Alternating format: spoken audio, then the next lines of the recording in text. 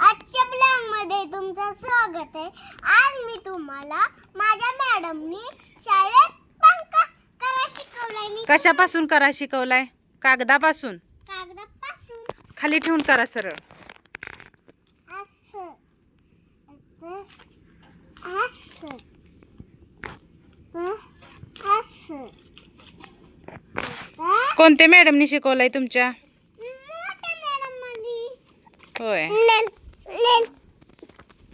आता दाखवू का तुम्हाला?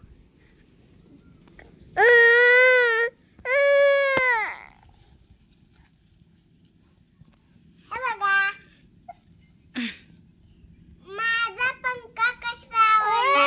लाईक करा, शेअर करा, सबस्क्राइब करा। बाय। तुम्हाला माझा पंखा कसा वाटला?